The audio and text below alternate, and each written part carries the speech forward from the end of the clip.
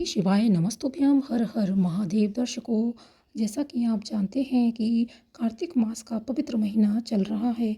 ऐसे में भगवान शिव को शीघ्र प्रसन्न करने के लिए बहुत ही छोटे इस पवित्र माह में उपाय कर सकते हैं, जिससे आपको बहुत ही लाभ होगा। भगवान शिव की पूजा आराधना करने के लिए कार्तिक मास को बहुत ही शुभ बताया गया है।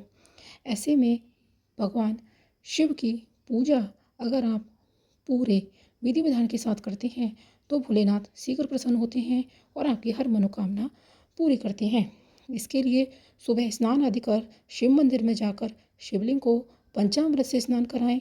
उसके बाद शिवलिंग पर चंदन भभूत लगाकर बेलपत्र, धतूरा और शमी पत्र अर्पित करें। इस उपाय से भगवान शिव शीघ्र प्रसन्न होते हैं।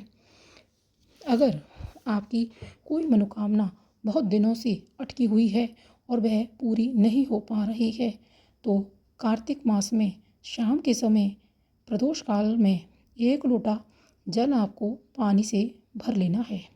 उसमें आपको एक कमलगट्टा डाल देना है और 5 बेलपत्र डालने हैं।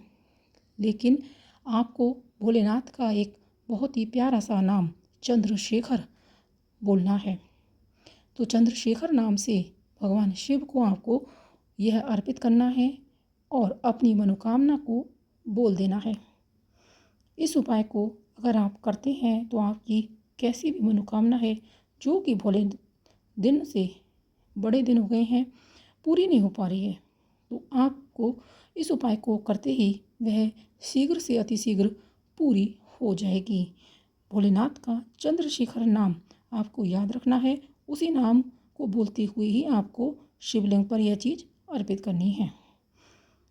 1 लोटा जल, गट्टा और 5 बेलपत्र आपको भगवान शिव को अर्पित करने हैं अपनी मनोकामना बोलते हुए। अगला उपाय है कि किसी कारणवश विवाह संबंध नहीं हो पा रहे हैं तो कार्तिक मास में इस उपाय को आप कर सकते हैं। अगर विवाह में कोई बाधा आ रही है, परेशानी है, दिक्कत है, तो ऐसे में आप एक उपाय आज के दिन जरूर करें। आपको शिवलिंग पर जो अशोक सुंदरी वाली जगह होती है वहाँ पर आपको चंदन की 3 बिंदी लगा देनी है। इस उपाय को अगर आप करते हैं तो आपके विवाह से संबंधित जो भी परेशानी है भोलेनाथ की कृपा से दूर हो जाती है। बस आपको मन में विश्वास रखना है और भोलेनाथ का नाम का जाप करना है। बस इतना छोटा सा उपाय और आपका काम बन जाएगा। इस उपाय को ज़रूर कीजिएगा। अगर विवाह में कोई बाधा आ रही है तो वह दूर हो जाती है। माता अशोक सुंदरी पर आप जब चंदन की यह 3 बिंदी लगाते हैं तो की बाधाएं दूर हो जाती हैं।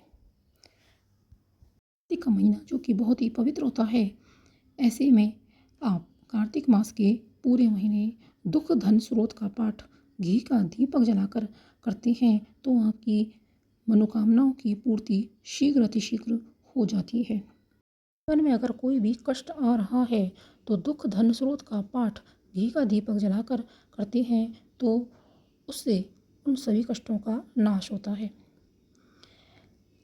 आपके काम बनते नहीं हैं, बनते बनते बिगड़ जाते हैं, तो ऐसे में पीपल की जड़ में आपको 1 लोटा जल, उसमें इत्र मिलाकर भोलेनाथ का एक प्यारा सा नाम है चंपेश्वर महादेव। चंपेश्वर महादेव के नाम से कार्तिक के महीने में आप इस जल को पीपल की जड़ में अर्पित करते हैं तो आपके बनते हुए काम जो बिगड़ रहे हैं वह सभी बन जाएंगे। बस भोलेनाथ का यह नाम चंपेश्वर महादेव आपको याद रखना है। अगर कोई भी रोग है, तकलीफ है, तो शाम के समय बेलपत्र पर एक घी का दीपक अवश्य जलाएं। कष्ट आ रहा है, बहुत ज़्यादा कष्ट है, तो बेलपत्र के पेड़ के नीचे चौमुखी दीपक जलाना चाहिए। और अगर धन और पैसे से आप दुखी हैं, धन आपके पास नहीं आ रहा है, तो शाम के समय शिव मंदिर में शंकर जी के समीप एक शुद्ध गाय के घी का दीपक अवश्य जलाएं। कहते हैं जो व्यक्ति शाम के समय प्रदोष काल में शिव मंदिर में जाकर, शिवालय में जाकर गाय के घी का दीपक जलाता है, वह कुबेर के समान धनवान हो जाता है। तो इन उपायों को आपको आज प्रदोष काल में या कार्तिक मास के महीने में आप कभी भी कर सकते हैं। इससे आपकी परेशानियों का अंत होगा और भोलेनाथ की कृपा आप पर बनी रहेगी। जैसा कि पंडित प्रदीप मिश्रा जी अपनी कथा में बताते हैं, उनकी कथा से सुनकर ही इन उपायों को बताया गया है। तो दर्शकों, वीडियो को ज़्यादा से ज़्यादा लाइक कीजिएगा। अगर इसमें जो उपाय आपके लिए बहुत ही लाभदायक हैं तो उन उपायों को आप ज़रूर कीजिएगा। शेयर कीजिएगा वीडियो को, और मेरे चैनल पर नए आए हैं तो चैनल को सब्सक्राइब अवश्य कर लीजिएगा। कमेंट बॉक्स में भोलेनाथ का एक प्यारा सा नाम अवश्य लिख दीजिएगा। मिलते हैं एक नई वीडियो के साथ। श्री शिवाय नमस्तुभ्यम। हर हर महादेव। जय महाकाल। धन्यवाद।